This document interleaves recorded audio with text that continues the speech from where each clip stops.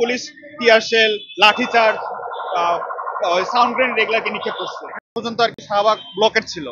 তো ওই সময় আমরা কোনো রেসপন্স পাইনি, আমরা যেটা আশা করতেছিলাম সরকার কর্তৃপক্ষ থেকে। তো আমরা ভাবছি আজকে আমরা লং মার্চ টু আর কি ঢাকা কর্মসূচি দিচ্ছি। তো আমাদের বিভিন্ন দেশ মানে প্রান্তে যারা প্রযুক্তি বিশ্ববিদ্যালয় আছে, চুয়েট টুয়েট রুয়েট, সাস্ট, তারপর আপনার পাবনা প্রযুক্তি বিশ্ববিদ্যালয়, সবখান থেকে আর কি স্টুডেন্ট এখানে এসে জড়ো হয়েছি।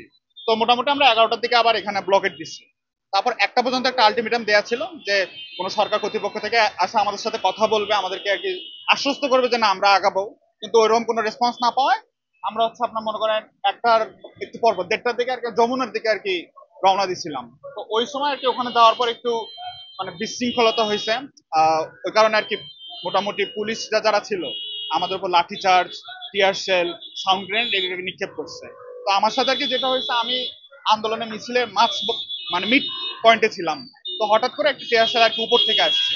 তো আমি বুঝতে পারিনি কি হয়েছে, কিন্তু ধোঁয়াটা যখন বাড়ছে ওটা আর কি নিঃশ্বাসের সাথে নেওয়ার কারণে আমি প্রায় 2 মিনিটের মতো কিছু দেখতেও পারিনি, আর গা জ্বালা পোড়া করছে। পরে এক দোকানদার ভাই আর কি হেল্প করার কারণে একটু এই পেস্ট দিয়ে দিছে, একটু আগুন দিয়ে হেল্প করছে আর কি, তারপর একটু চোখটা ঠিক হয়েছে।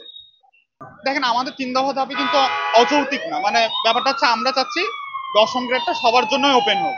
ডিপ্লোমা ইঞ্জিনিয়াররাও দেবে, আমরা যারা বিএসসি ইঞ্জিনিয়ার আছি তারাও দেবো। কারণ বিএসসি ইঞ্জিনিয়ার তো মনে করেন খালি চুয়েট কুয়েট রুয়েট বুয়েটের না, আরো তো অনেক বিজ্ঞান আর প্রযুক্তি বিশ্ববিদ্যালয় আছে, ওনাদেরও তো একটা জীবন জীবিকার ব্যাপার আছে। এই কারণে আমরা চাচ্ছিলাম 10 গ্রেডটা ওপেন হোক, এখানে আমরা সবাই পরীক্ষা দিই, যার যোগ্যতা আছে সে আমরা ওখানে টিকবো। কিন্তু এখন যেটা হয় 10 গ্রেডটা পুরোপুরি ডিপ্লোমাদের দখলে।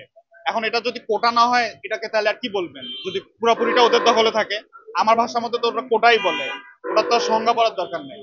আর আমাদের সেকেন্ড দাবিটা ছিল 9 গ্রেডটায় আমরা পরীক্ষা দিয়ে নিয়োগ নেব। মানে এখন যেটা হয় দেখা যায় যে 10 গ্রেডের যারা ডিপ্লোমারা করতেছে এদেরকে একদম 100% প্রমোশন দিয়ে আপনার দেখা যায় 9 গ্রেডে ঢোকাচ্ছে। কিন্তু এক সময় দাবি ছিল 33%, কিন্তু এখন কিছু কিছু ক্ষেত্রে দেখা ওটা 50%, 70% পর্যন্তও যায় এই 10 গ্রেড থেকে 9 গ্রেডের প্রমোশনটা। এটা অযৌক্তিক, মানে আমাদের সাথে অবিচার না। 9 গ্রেডে দেখা যায় সার্কুলারই বের হচ্ছে না, মানে এরকম একটা অবস্থা কয়েক বছর ধরে।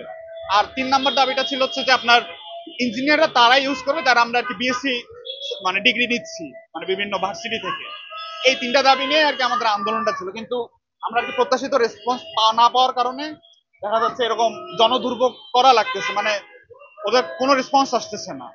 ওটা তো কোটার বিরুদ্ধেই ছিল যে মুক্তিযোদ্ধারা কোটা পাচ্ছিল, এটা তো আমরা চাচ্ছিলাম না। কিন্তু এখন দেখা যাচ্ছে ইঞ্জিনিয়ারিং সেক্টরটাতে এই কোটাটা অনেক দিন ধরে চলে আসতেছে, মানে 10 গ্রেডটা পুরোপুরি ওদের দখলে। তা মানে ওখানে শুধু ডিপ্লোমারাই পরীক্ষা দিচ্ছে 10 গ্রেডটায়, কিন্তু আমরা যারা নর্মাল বিএসসি ইঞ্জিনিয়ার করতেছি আমাদের ওখানে পরীক্ষা দেওয়ার সুযোগই নাই। তা এখন মনে করেন ওখানে যদি পরীক্ষা দেওয়ার সুযোগ না পাই, আবার দেখা যাচ্ছে 9 গ্রেডটা যে 9ম গ্রেড, যেটা দেখা যাচ্ছে 10 গ্রেড থেকে 9ম গ্রেডে ডিপ্লোমাদের প্রমোশন দিয়ে মনে করেন 33% ছিল এক সময়, এখন মনে করেন ওটা 70%, 50%ও দেখা যায়। তো ওই জন্য দেখা যায় অনেক বছর ধরেও 9 গ্রেডে সার্কুলার বের হয় না। না সবাই ওরা ওদের ভাষ্য মতো আমরা মেধাবী না। এটা এই যে মানে যে আপনি কোটার কথা, এটা অনেক দিন ধরে চলতেছিল, এতদিন তো কেউ কথা বলার মতো স্কোপ পায় নাই। এই আমরা এখন একটু কথা বলার স্কোপ পাইছি জন্য জিনিসগুলো আসতেছে সামনে। 2013 সালে এটা হয়েছে। হ্যাঁ তখন তো মনে করেন ওরা জানেনি তো মনে হয় সন্ত্রাসী কার্যক্রম, আগুন লাগানো, জনদুর্ভোগ সৃষ্টি করে ওদের পক্ষে রায়টা নিয়ে নিচ্ছে। কিন্তু এখন এই যে অনেক দিন হয়ে গেল তো এই জিনিসটা আরো শক্তিশালী ওদের হয়ে গেছে। এই জন্য মানে আমরা ঢুকতে চাচ্ছিলাম কিন্তু পুলিশ আমাদেরকে আর কি ঢুকতে দিচ্ছিল না। ওই কারণে আর কি তখন আমাদেরকে পিছানোর জন্য পুলিশ টিয়ার শেল, লাঠিচার্জ, সাউন্ড গ্রেনেড এগুলাকে নিক্ষেপ করছে। আমাদের পরবর্তী পদক্ষেপ এখন খুব সম্ভবত আমাদের যারা ব্যাচ রিপ্রেজেন্টেটিভ আছে, মানে যারা আর কি আমাদেরকে লিড দিচ্ছে, আমাদের ব্যাচের প্রতিনিধি যারা, ওরা আর কি একটা ডিসিশন নিচ্ছে। কিন্তু আমাদের এখনো অনেক ইনজুর্ড হয়েছে, তো ওই কারণে এখনো মানে আমরা এটা কোনো ইউনিফর্ম ডিসিশন আসতে পারেনি। এটা সংখ্যাটা না এক্সাক্ট বলতে পারতেছি না, মানে আমার আর কি চোখের নিচে এখনো জ্বলতেছে ওই টিয়ার শেলের ধোঁয়াটা। মানে আমার চোখ গা মানে গাটা কমছে কিন্তু চোখগুলো জ্বলতেছে। তো এরকম আছে আর কি অনেকে।